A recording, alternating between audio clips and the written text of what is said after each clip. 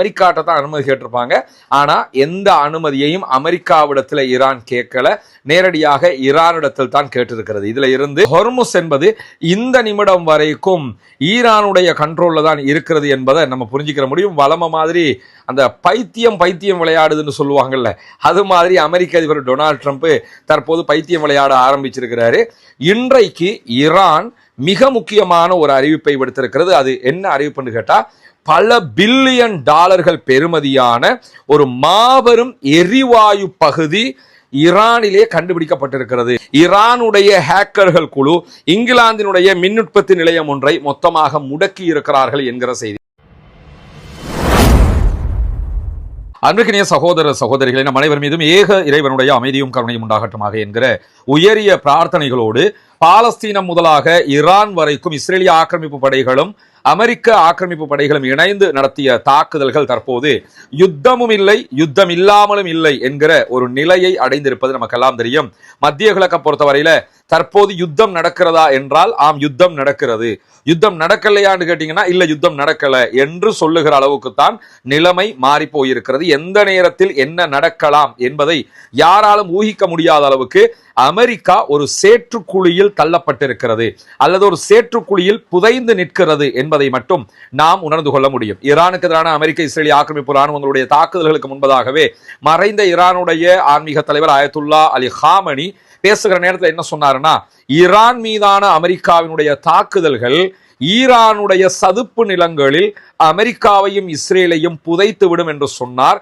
அதே மாதிரி தற்போது ஹொர்முஸ் ஜலசந்தியை கைப்பற்றவும் முடியல, ஹொர்முஸ் ஜலசந்தியை விட்டுட்டு போகவும் முடியல, யுத்தத்துல ஜெயிக்கவும் முடியல, தோற்கவும் முடியல என்கிற மாதிரியான ஒரு நிலையில அவர்கள் சிக்கிக் கொண்டிருக்கக்கூடிய சூழல்ல இன்றைய நாளும் அமெரிக்க அதிபர் டொனால்ட் ட்ரம்ப் தன்னுடைய ட்ரூத் சோஷியல் பக்கத்துல மீண்டும் ஒரு தடவை ஹொர்முஸ் நீர்நிலை என்பது அமெரிக்காவினுடைய டெரிட்டரி, அமெரிக்காவுக்கு சொந்தமான பகுதி என்பதை பதிவு செய்திருக்கிறார். அதாவது உலக மக்களுக்கு நான் நினைவூட்டுறேன் என்கிற விதமாக இந்த செய்தியை அவர் பதிந்திருக்கக்கூடியதை நம்ம பார்க்க முடியும். உண்மையிலேயே ஹொர்முஸ்ங்கிறது யாருக்கு சொந்தமானது என்று பார்த்தீங்கன்னா அது ஈரானுக்கு சொந்தமானது என்பது உலகத்திற்கே தெரியும். ஒரு கால் அது அமெரிக்கா கைப்பற்றி இருக்கிறது என்று சொன்னால் கூட அமெரிக்கா அதனை மேனேஜ் பண்ண வேண்டிய தேவை இருக்குது. ஆனா அமெரிக்காவுடைய கையில் அங்க எதுவுமே கிடையாது. குறிப்பாக ஈரானுடைய பாராளுமன்ற சபாநாயகர் முகமது பாகர் ஹலீபாபிடத்துல தான் கோரிக்கை வச்சிருந்தாங்க, ஈராக்கினுடைய கப்பல்கள் மட்டுமாவது ஹொர்முஸ் பரப்புல பயணிப்பதற்கு அனுமதி தாருங்கள் என்கிற கோரிக்கை விடுக்கப்பட்டிருந்தது. ஈரானும் அதற்கு அனுமதி கொடுத்திருக்கிறது. உண்மையிலேயே ஹொர்முஸ்ங்கிறது அமெரிக்காவுடைய கண்ட்ரோல்ல இருக்கிறதாக இருந்தா இவங்க யார்கிட்ட அனுமதி கேட்டிருப்பாங்கன்னா அமெரிக்காட்ட தான் அனுமதி கேட்டிருப்பாங்க.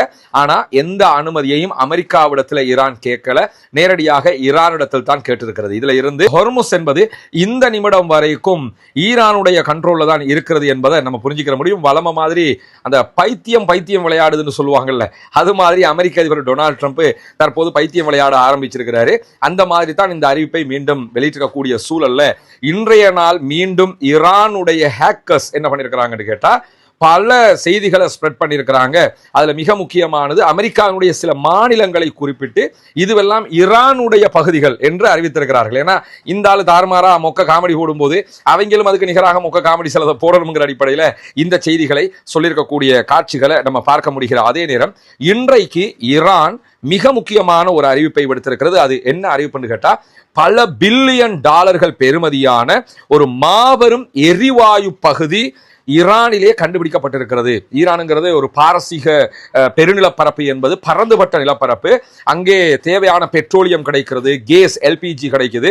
வேண்டிய அளவுக்கு இதெல்லாம் கிடைச்சாலும் மீண்டும் ஒரு ஆய்வுகளை பண்ணி கொண்டு போகிற நேரத்தில் ஈரானுக்கு இன்றைக்கு கிடைத்திருக்கக்கூடிய மிக முக்கியமான கேஸ் எந்த அளவுக்கு இருக்குன்னு கேட்டா 7.5 ட்ரில்லியன் கன அடி, அந்த அளவுக்கு அதிகமான ஒரு மாபெரும் எரிவாயு கண்டுபிடிக்கப்பட்டிருக்கிறது என்று ஈரான் அறிவித்திருக்கிறது. 7.5 ட்ரில்லியன் கன அடிங்கிறது 212 பில்லியன் கன மீட்டருக்கு நிகரானது. இதெல்லாம் சாதாரணமாக கால்குலேட்டர்ல கணக்கு பார்க்க முடியாத அளவுக்கு இருக்கக்கூடிய அளவுக்கு ஒரு மாபெரும் வரலாற்று சிறப்பு மிக்க அளவுக்கு அவர்களிடத்துல கேஸ் கிடைச்சிருக்கு. ஆல்ரெடி ரஸ்லஃபான் என்ற ஒரு பகுதி இருக்குது. இந்த பகுதி கத்தரும் அதே போன்று ஈரானும் பகிர்ந்து கொள்ளுகிற ஒரு தீவு பகுதி. இந்த ரஸ்லஃபான்ல பாதி கத்தருக்கு சொந்தமாக இருக்கும், பாதி ஈரானுக்கு சொந்தமானதாக இருக்கும். இந்த இடத்துல இருந்துதான் கத்தர் உலகத்திற்கே மிக அதிகமான கேஸை சப்ளை பண்றாங்க.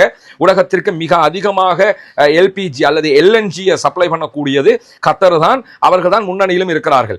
அவங்க எடுக்கிறதே இந்த ரஸ்லஃபான் ஏரியாவில இருந்து. அதே மாதிரி தான் ஈரானும் ரஸ்லஃபான்ல இருந்து தான் எடுப்பாங்க. ஆனா இன்றைக்கு கண்டுபிடிக்கப்பட்டிருப்பது ரஸ்லஃபான் பகுதி அல்ல, தெற்கு ஈரான்ல இருக்கக்கூடிய ஃபார்ஸ் மாகாணத்துல தான் இது கண்டுபிடிக்கப்பட்டிருக்கு. ஆல்ரெடி ஃபார்ஸ் மாகாணத்திலேயே சுமார் 5.7 ட்ரில்லியன் கன அடி அளவுக்கு, அதாவது 161 பில்லியன் கனமீட்டர் அளவுக்கு அந்த பகுதிகளில் எல்என்ஜி கண்டுபிடிக்கப்பட்டிருந்தது.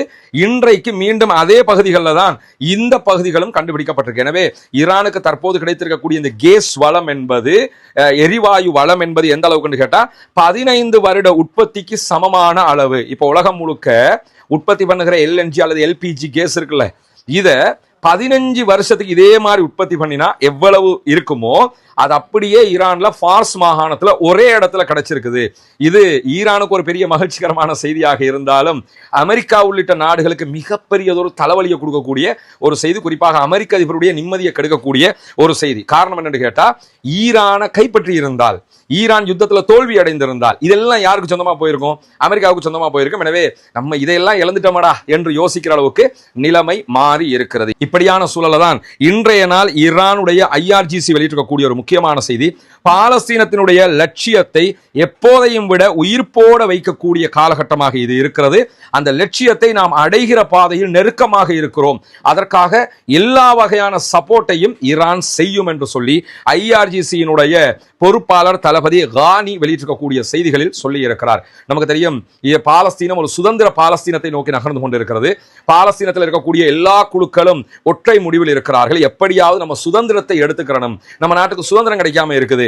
நம்ம நாட்டையே பிடிச்சி வச்சுக்கிட்டு இஸ்ரேல் ஒரு நாட்டை உருவாக்கி வச்சுக்கிட்டு நம்மளையே கொண்டு குவிச்சுக்கிட்டு இருக்காங்க. இதற்கான போராட்டத்தில் பல லட்சக்கணக்கான மக்களை இதுவரைக்கும் இழந்திருக்கக்கூடிய சூழல்ல அதை அடைந்து கொள்ள வேண்டும் என்கிற முயற்சியில் தற்போது களமிறங்கி செயல்பட்டுக் கொண்டிருக்கிறது பாலஸ்தீனத்தினுடைய போராட்ட அமைப்புகள். இந்த நேரத்தில் தான் இன்றைக்கு IRGC விடுத்திருக்கக்கூடிய அறிவிப்பில் அக்டோபர் 2023 முதலாக இஸ்ரேல் சந்தித்த மூலோபாய தோல்விகள்ல பாலஸ்தீனம் மீதான இஸ்ரேலுடைய படையெடுப்பும் ஒன்று. எங்க கிட்ட வந்தீங்க, அடியை வாங்கிட்டு போனீங்க, அது பெரிய தோல்வி.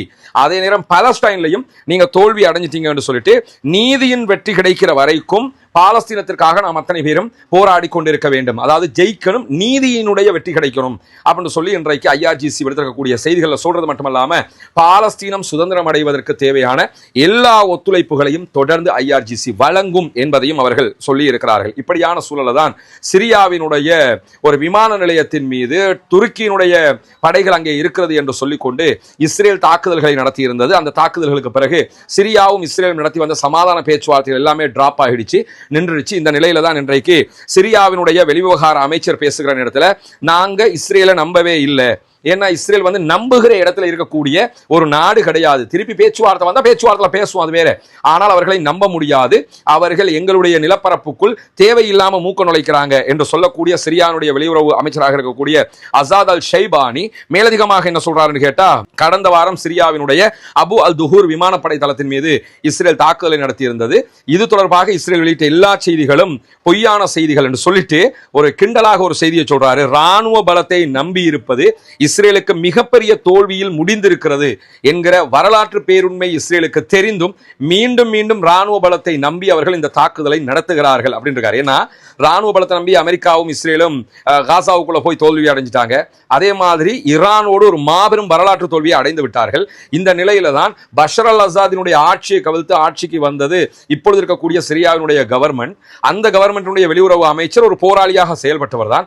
அவர் தான் சொல்றாரு, மீண்டும் மீண்டும் நீங்க ராணுவ பலத்தை நம்பிக்கிட்டு வந்தீங்கன்னா ஆல்ரெடி காசாவுல தோத்த மாதிரி, ஈரான்ல தோத்த மாதிரி சிரியாவிலும் நீங்கள் தோல்வி அடைவீர்கள் என்பதற்காக இந்த எச்சரிக்கைகளை ஷைபானி சொல்லியிருக்கக்கூடிய செய்திகளை நம்ம பார்க்க முடிகிற அதே நேரத்தில் அமெரிக்காவினுடைய பொருளாதார போர் என்பது ராணுவத்தின் தோல்வியை ஒப்புக்கொள்வதற்கு சமனானதாகும் என்று சொல்லி IRGC இன்றைக்கும் ஒரு விளக்கத்தை சொல்லி இருக்கிறது. என்னன்னா, தற்போது IRGC உள்ளிட்ட ஈரானுடைய ராணுவங்களை இலக்கு வைத்து ஈரான் மேல புதிய பொருளாதார தடைகளை விதிக்க போகிறோம் என்று அமெரிக்க அதிபர் டொனால்ட் ட்ரம்ப் சொல்லிக் கொண்டிருக்கிறார். அது தொடர்பாகத்தான் IRGC வெளியிட்டிருக்கக்கூடிய அறிவிப்புல இதெல்லாம் ஆல்ரெடி நீங்க ராணுவ ரீதியாக எங்க மேல நடத்தின யுத்தத்துல தோல்வி அடைஞ்சிட்டீங்க என்கிறத வெளிப்படையா காட்டுது. தோல்வி அடைஞ்சதுனால இப்ப எப்படியாவது எக்கானமிக் வார் ஒன்னு செய்ய பாக்குறீங்க, பொருளாதார ரீதியா ஒரு யுத்தம் பண்ண பாக்குறீங்க. இந்த யுத்தத்திலும் நீங்க தோல்வி அடைவீங்க. ஏன்னா எது வந்தாலும் அதை சகித்துக் கொள்வதற்கு நாங்கள் தயாராக இருக்கிறோம் என்கிற செய்திகள் இன்றைக்கு IRGC தரப்பால் ஈரானுடைய தரப்பால் சொல்லப்பட்டிருக்கக்கூடிய சூழல தான் இன்றைக்கு இன்னும் ஒரு முக்கியமான செய்தி வெளியாக இருக்கிறது. அதாவது ஈரானுடைய ஹேக்கர்கள் குழு இங்கிலாந்தினுடைய மின் உற்பத்தி நிலையம் ஒன்றை மொத்தமாக முடக்கி இருக்கிறார்கள் என்கிற செய்தி. நமக்கெல்லாம் தெரியும், இஸ்ரேலுக்குள்ள வெளிநாடுகளை கண்காணிப்பதற்காக மொசாத் என்கிற உளவு பிரிவு இருக்கிறது. உள்நாட்டுக்குள்ள ஷின்பத்தை வச்சிருக்கிறாங்க. அதே நேரத்தில் சைபர் தொடர்பாக உளவு பார்ப்பதற்காக அவங்க 9900 என்கிற விதமாக 8800 என்கிற விதமான அமைப்புகளை வைத்துக் கொண்டிருக்கிறார்கள். இதற்கு நிகராக இதைவிட பவர்ஃபுல்லாக ஈரானும் இப்படியான அமைப்புகளை வைத்துக் கொண்டிருக்கிறது. அந்த அடிப்படையில் தான் ஈரானுடைய ஹேக்கர்கள் குழு, இந்த குழுவால இன்றைய நாள் வெளியாகி இருக்கக்கூடிய செய்திகள் பிரகாரம் இங்கிலாந்தினுடைய யூகேயினுடைய ஒரு மின் உற்பத்தி நிலையத்தை அவர்கள் முடக்கி இருக்கிறார்கள். பல நாடுகளிலும் இருக்கக்கூடிய பல விவகாரங்களை அவங்க முடக்கிறாங்க. அந்த அடிப்படையில் தான் மின் உற்பத்தி நிலையம் தற்போது முடக்கப்பட்டிருக்கிறது. ஏன்னா எங்களுக்கும் இதெல்லாம் பண்ண முடியும் என்பதை ஈரான் மீண்டும் மீண்டும் காட்டிக் கொண்டிருக்கிறது. இது தொடர்பான இன்னும் மேலதிக செய்திகள் வெளியாகிற போது அவற்றையும் உங்களோடு பகிர்ந்து கொள்வதற்கு தயாராக இருக்கிறோம். தொடர்ந்தும் இணைந்திருங்கள். வரக்கூடிய செய்திகளை உடனுக்குடன் உங்களோடு பகிர்ந்து கொள்வதற்கு தயாராக இருக்கிறோம். ஆக்கிரமிப்புகள் ஓய வேண்டும், ஆக்கிரமிப்பாளர்களும் ஓய வேண்டும் என்ற உயரிய பிரார்த்தனைகளோடு ஆக்கிரமிப்பாளர்களுக்கு எதிராக தொடர்ந்தும் ஜனநாயக ரீதியாக குரல் எழுப்புவோமாக. வாஹ் தஅவானா அல்ஹம்துலில்லாஹி ரப்பில் ஆலமீன். சுந்தோஸ் முகமது இம்தியாஸ் என்ற எனது யூடியூப் சேனலை சப்ஸ்கிரைப் செய்யுங்கள். நன்றி உறவுகளே.